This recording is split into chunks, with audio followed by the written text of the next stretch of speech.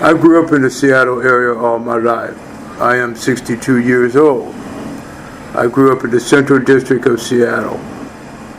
I had a rough life. I started homelessness basically when I was 9 years old, when I left home from a dysfunctional family.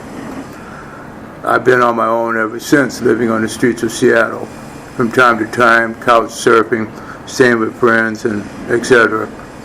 I continued my education through elementary, going to school without anybody knowing my difficulties, taking showers and baths in the laundry facilities in the neighborhood, sleeping on the stairwells of different apartment buildings.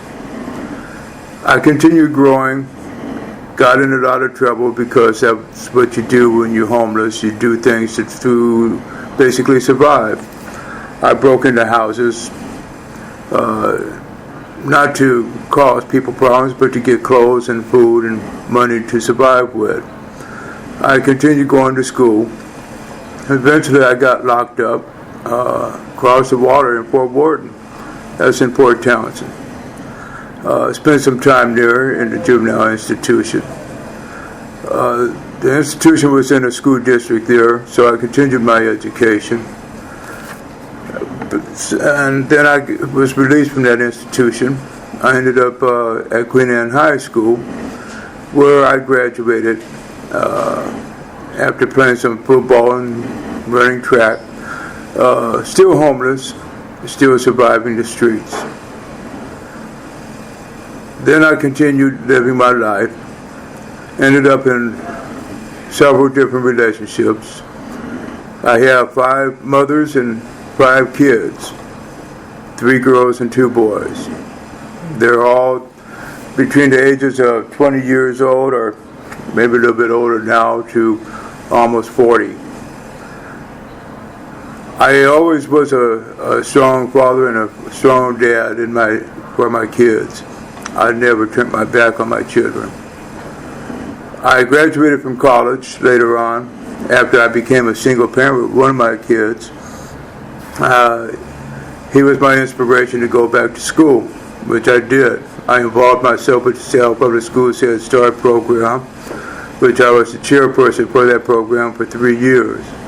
I've served on different committees under Governor Spellman and Governor Gardner for disability employment and disability issues.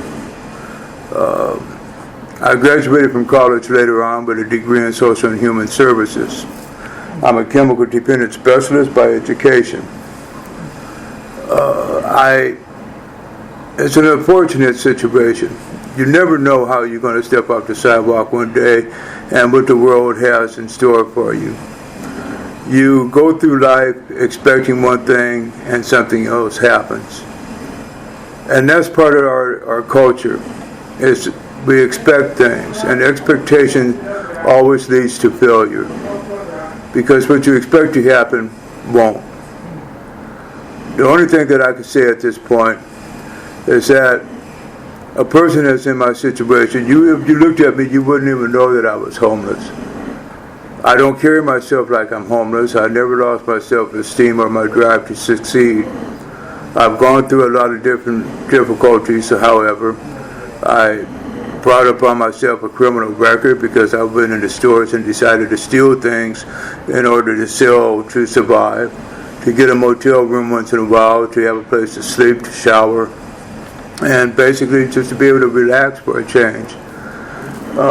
When you're my age and I have multiple disabilities, I've had 2 heart attacks, I've had multiple surgeries, and that's also another problematic thing in a homeless person's life, is their health. To maintain good health as a homeless person is very difficult. And homelessness will tear you down if you allow that to happen. You don't know what to expect from one day to another. You don't know if you're going to eat tomorrow. You don't know if you're going to eat today. You don't know where you're going to be at from one time to another.